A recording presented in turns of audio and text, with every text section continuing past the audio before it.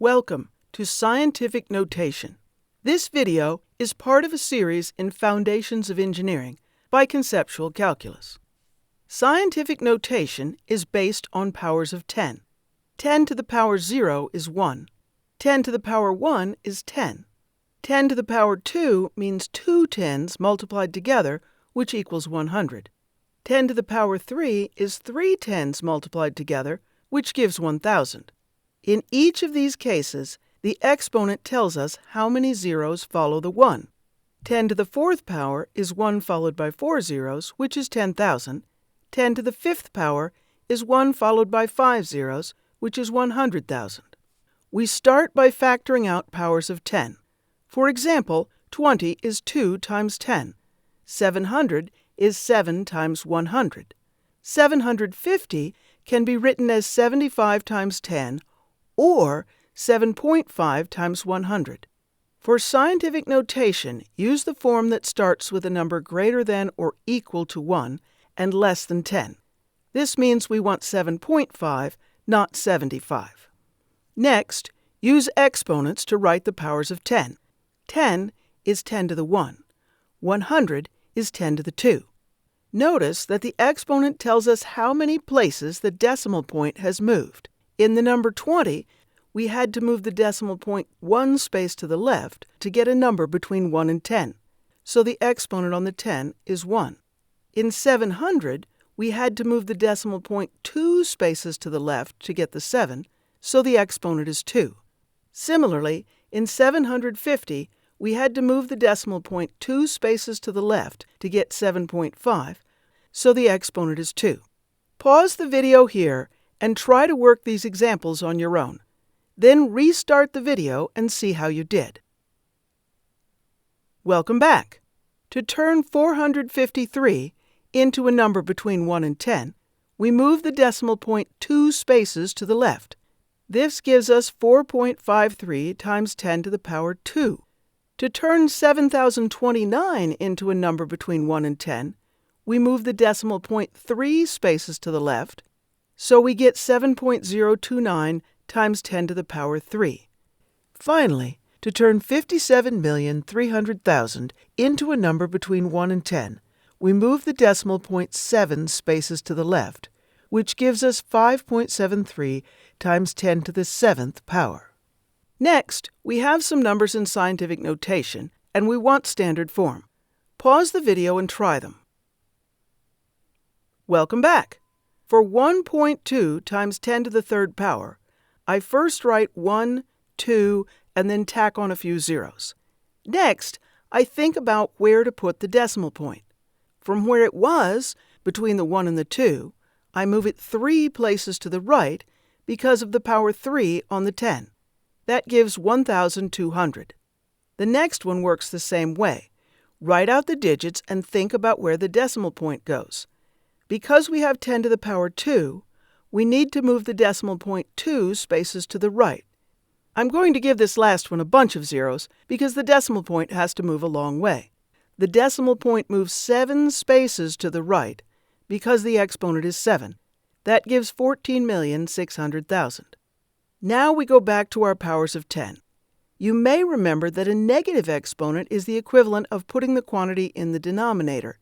So 10 to the power negative 1 is 1 over 10 to the power 1. That is 1/10 or 0.1.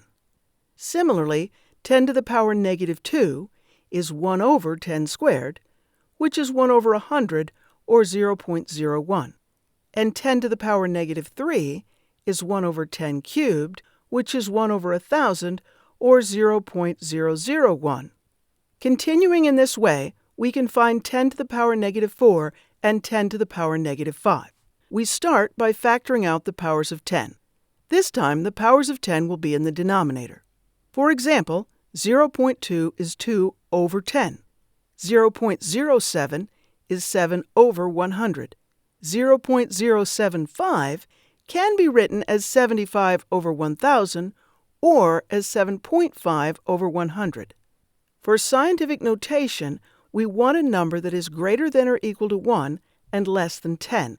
That means we want 7.5, not 75. Next, use exponents to write the powers of 10. 10 is 10 to the 1. 100 is 10 to the 2. The exponent tells us how many places the decimal point has moved. In 0.2, to get a number between 1 and 10, we had to move the decimal point one space to the right, so the exponent on the 10 is -1. In 0.07, we had to move the decimal point 2 places to the right to get 7, so the exponent is -2.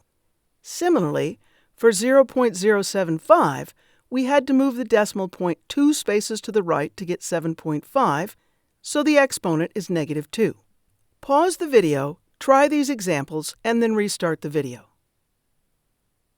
Welcome back. To turn 0.0453 into a number between 1 and 10, we move the decimal point 2 spaces to the right. That gives us 4.53 times 10 to the power -2. To turn this next one into a number between 1 and 10, we move the decimal point 3 spaces to the right, so we get 1.23 times 10 to the power -3. Finally, to turn the last one into a number between 1 and 10, we move the decimal point 7 spaces to the right, so in scientific notation, it is 9.87 times 10 to the power -7. In the next few problems, we have scientific notation and we want standard form. Pause the video and try them. Welcome back. The exponents in these are all negative, so we will get very small numbers. For 1.2 times 10 to the -3rd power, I first write a few zeros before the 1 and the 2. Then I think about where to put the decimal point. I move it 3 places to the left because of the power -3 on the 10. The next one works the same way. Write out the digits and think about where the decimal point goes. Because we have 10 to the power -2, we need to move the decimal point 2 spaces to the left. This last one needs a bunch of zeros because the decimal point moves a long way. The decimal point moves 7 places to the left. Before we finish, I want to take a brief look at the way calculators represent scientific notation. If you see 1.27 E5, it means 1.27 times 10 to the 5th power. To save space on the screen, the times 10, which uses 3 characters, is replaced by a capital letter E, which stands for exponent and uses only 1 character. Finally, let's review with these last 4 examples. Pause the video and try them. Welcome back. We want to write 43,000 in scientific notation, so we need to move the decimal point to get a number between 1 and 10. The number we started with was large, so we need a positive exponent. We moved the decimal point 4 places, so the exponent is a positive 4. To put that into calculator notation, we just replace the multiplication symbol in the 10 with a capital E. The second number is 8.57 times 10 to the power -3. To put it into calculator notation, we just replace the times 10 with a capital E. The exponent is negative, so this is a small number. It's going to be 0 point something. We write a few zeros before the 8, and then think about where to put the decimal point. The decimal point was between the 8 and the 5. We move it 3 spaces to the left to get standard notation. Next, we have a number in calculator notation. To put it into scientific notation, we just replace the E with times 10 and put the 2 in the exponent. To get it into standard notation, we move the decimal point. The exponent on the 10 is positive, so this is going to be a large number. Because the exponent was 2, we move the decimal point 2 places to the right, which gives us 256.41. To put this last number into scientific notation, we move the decimal point 4 places to the right to get a number between 1 and 10. This gives 7.65. Because the original number is small, the exponent must be negative. Because we moved the decimal point 4 places to the right, the exponent is -4. To put this into calculator notation, we just replace times 10 with capital E. I hope this has been helpful.